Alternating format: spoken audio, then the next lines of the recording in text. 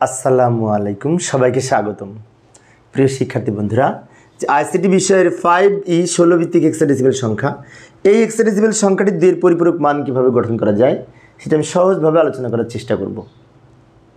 তো আলোচনার জন্য তোমাদের সাথে আছি আমি মোহাম্মদ সিরাজুল ইসলাম। চলো শুরু করা যাক। তো লক্ষ্য করি, প্রথমে এই 5E সংখ্যাটিকে বাইনারিতে রূপান্তর করে সেই বাইনারি মানকে 8 বিটে সাজিয়ে লিখব।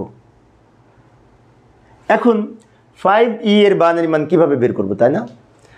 তো 5E হচ্ছে হেক্সাডেসিমেল সংখ্যা।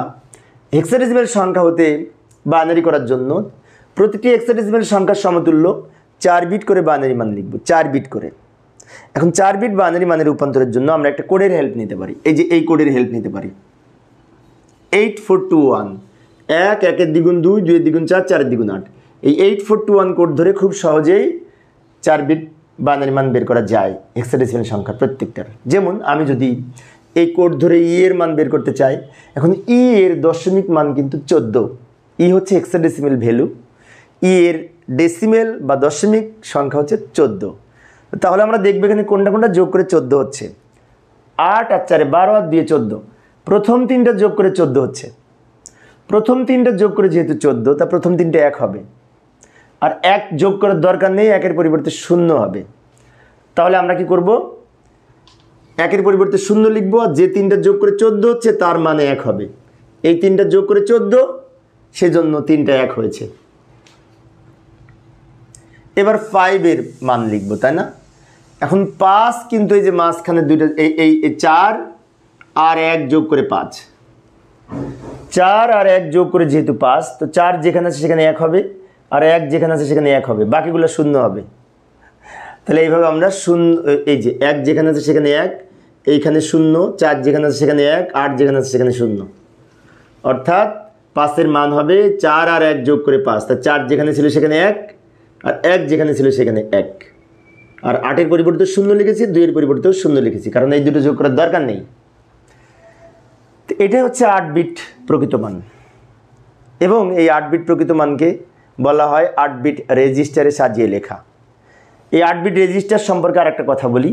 8 বিট বাইনারি মানের বাম দিকের যে প্রথম বিট 8 বিট রেজিস্টারের, এই বাম দিকের এই বিটটাকে বলা হয় চিহ্ন বিট।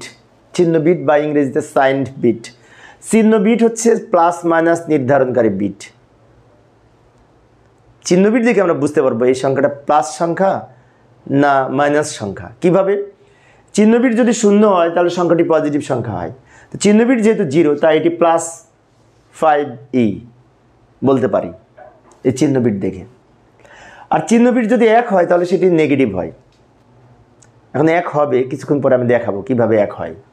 আচ্ছা, এবার এই 8 বিট প্রকৃত মান হতে 1 এর পরিপূরক মান গঠন করব। 1 এর পরিপূরক মান কিভাবে গঠন করব?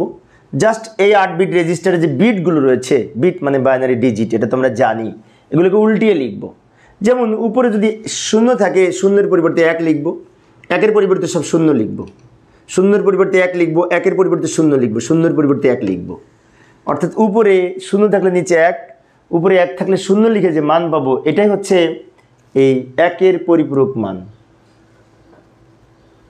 এবার এই 1 এর পরিপূরক মানের সাথে 1 যোগ করব, যোগ করে আমরা এইখানে যে সংখ্যাটি পাবো সেটাই হচ্ছে 2 এর পরিপূরক মান। এবং এই যোগ অবশ্যই বাইনারি যোগ, আমরা খেয়াল রাখবো। বাইনারিতে যোগ করার সময় আমরা জানি যে 1 আর 1 যোগ করে বাইনারিতে 10 বলি আমরা, না? কারণটি হচ্ছে 1 আর 1 যোগ করে 2, দশমিক সংখ্যায় 2, 2 এর বাইনারি 10। তাই আমরা লেখার সহজ করার জন্য বলে থাকি 1 আর 1 যোগ করে 10 বাইনারিতে। লক্ষ্য করি, 1 আর 1 যোগ করে বাইনারিতে 10, 10 এর 0, হাতে থাকে 1, হাতের 1 আর এই 0 যোগ করে 1। এবার হাতে কোনো সংখ্যা নাই, এই 0 নিচে নেমে যাবে, এই 0 নামবে, এই 1 নামবে, 0 নামবে, 1 নামবে। এটা হচ্ছে 2 এর পরিপূরক মান এবং -5E এর মান। এখন অনেকের মনে হতে পারে মাইনাস হলো কেন? ওই যে কিছুক্ষণ আগে বললাম যে চিহ্ন বিট 0 হলে সংখ্যাটি যেমন প্লাস হয়, চিহ্ন বিট যদি 1 হয় তাহলে সংখ্যাটি মাইনাস হয়। অন্যভাবে বলতে পারি, কোনো পজিটিভ সংখ্যার 2 এর পরিপূরক করে আমরা যে মান পাই সেটি ওই সংখ্যার নেগেটিভ মান হয়, ওই সংখ্যার নেগেটিভ মান হয়। এইভাবে আমরা 2 এর পরিপূরক মান গঠন করতে পারি।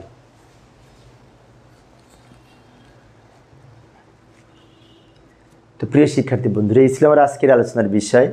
আমি অবশ্য অল্প অল্প করে আলোচনা করি শিক্ষার্থীদের অনুরোধে, যাতে শিক্ষার্থীরা বোরিং ফিল না করে।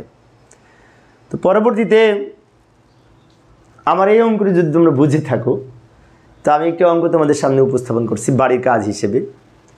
5f বেস 16, 5f এটি হেক্সাডেসিমাল সংখ্যা। এই সংখ্যাটি 2 এর পরিপূরক মান কীভাবে গঠন করা যায়, আশা করি তোমরা পারবে। উত্তর কত হবে সেটি কমেন্টসে জানানোর চেষ্টা করবে।